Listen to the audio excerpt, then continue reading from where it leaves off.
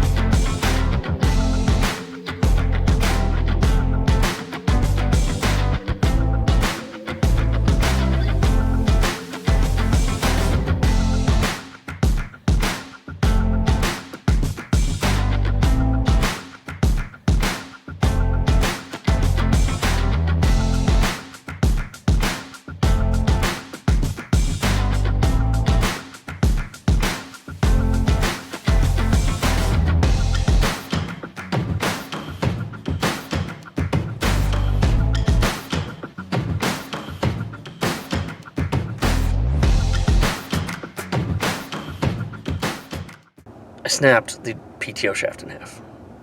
Not a big deal, it happens. But now we're headed to the tractor store to see if we can get a replacement PTO shaft. So I just dropped the PTO shaft off at the tractor shop. And I have to say, if people worked as hard as they tried to get out of work, I can't imagine what this country would accomplish.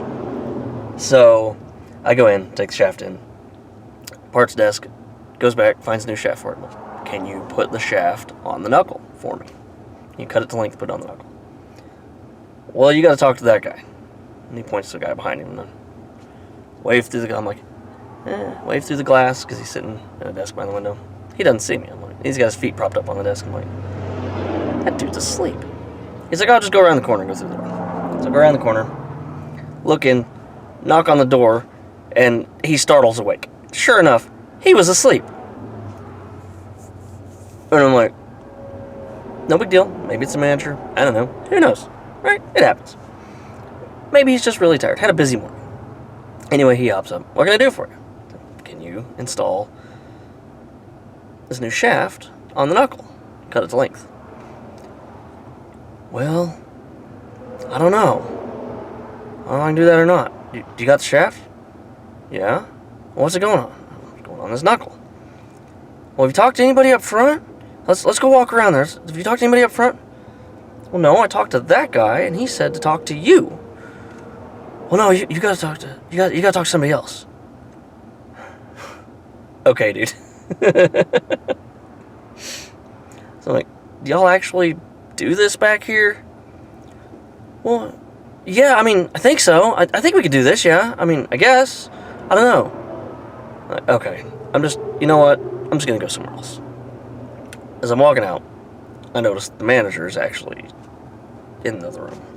Or a guy I'd seen earlier away. I'm like, so I was looking there and I'm like, is there a manager of the shop around here anywhere that I could talk to? Well, yeah, that's me. Great. This is what I need. Do you do that or not? Because they're telling me that it's kind of iffy whether you do it. Oh, no, we totally do that. Yeah, we can do that. He goes back there and he's like, so what exactly do you need? It's like, I need it cut to length and I need it put on the knuckle. And he goes back there and he talks to Sleepyhead. And so the manager's like, yeah, we can do that, sure.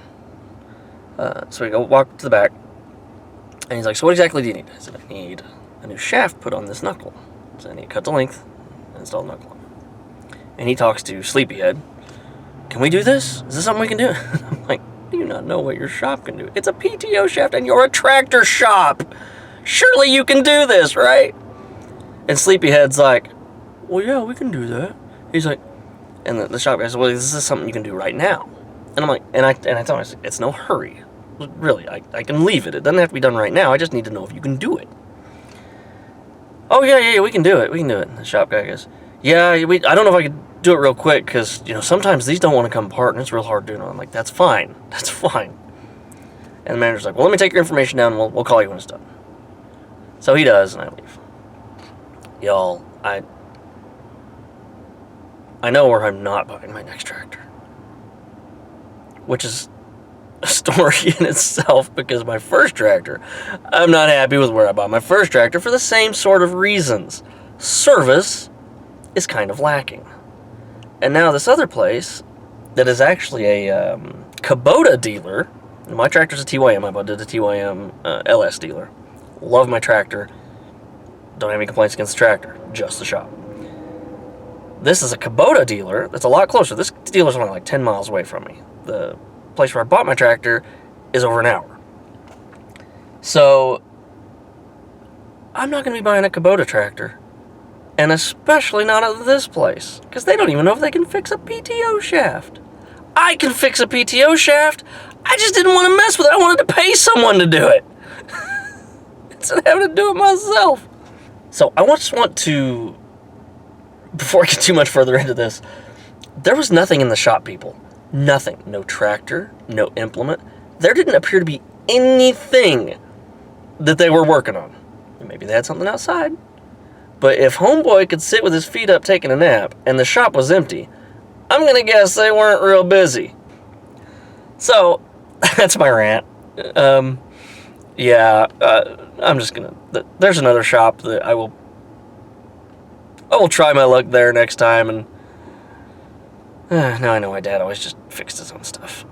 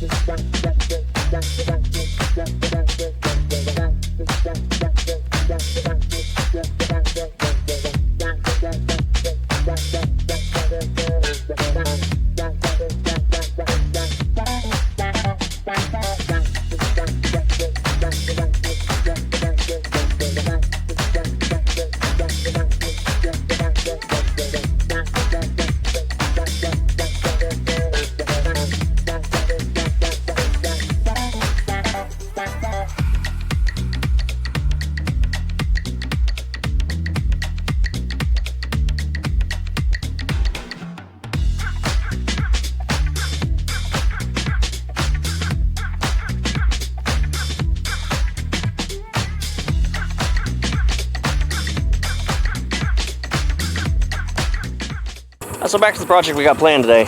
As you see earlier, we used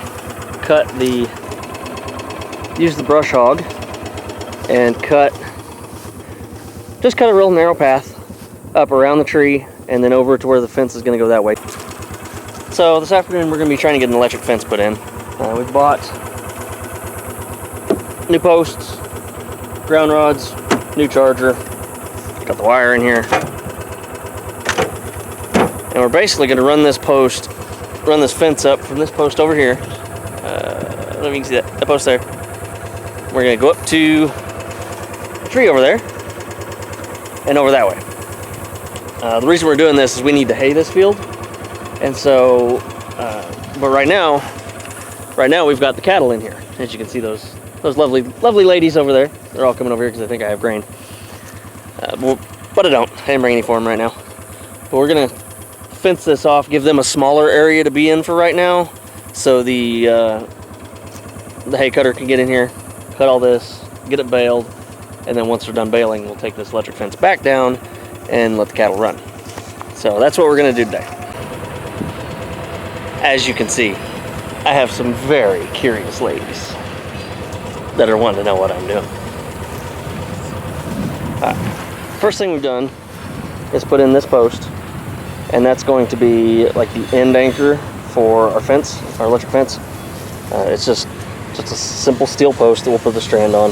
I didn't want to attach this because that's where the gate is. And I want to be able to still get in and out. I have to be able to get in and out.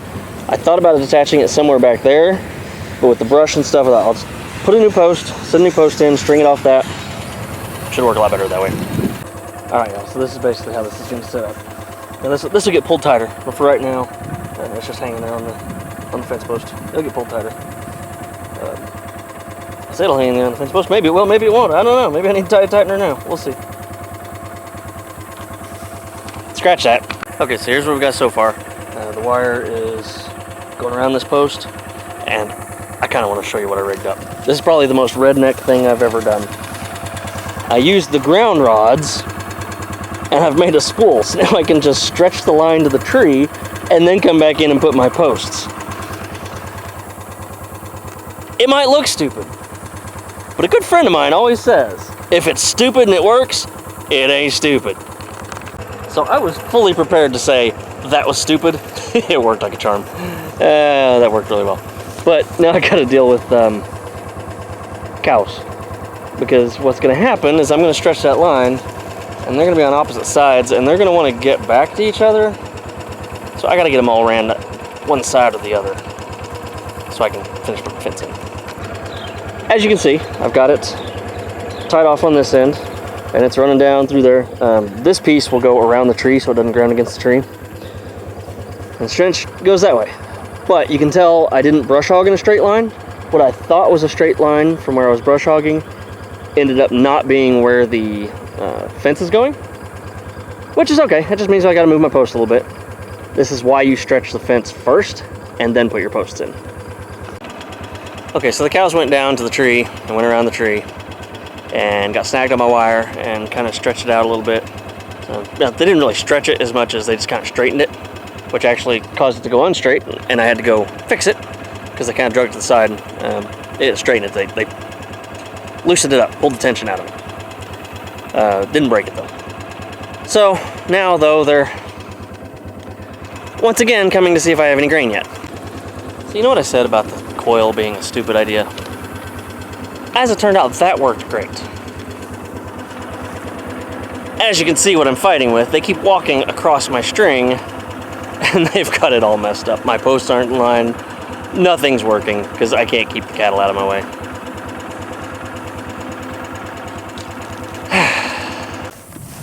So it's getting kind of warm out here, but we've got all the fence posts ran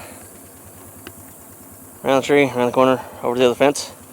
Right now I'm going to go cut in where I'm going to put an actual gate so I can get the cattle from one side to the other. And once I get that in, I'll hook up the charger and we'll be done. Okay, so we got the fence put in. It goes from the corral around back down to the gate. We did this so they can get in here and bale. They can all this cut and bale for us. And then once they're done baling, we'll take all this back down and let the cattle roam around again. But it's an electric fence, and despite what they show in Jurassic Park, this is not deadly. It's not going to kill you. It's not going to hurt you. It doesn't even hurt the cattle. I mean, it's like a little tingle. Like, seriously, you can touch this, and it's fine. It's not a. Oh, like see right now, it's not even. Oh, there we go. A little bit of a tingle. A little bit of a tingle. So it's just enough to let you know it's there.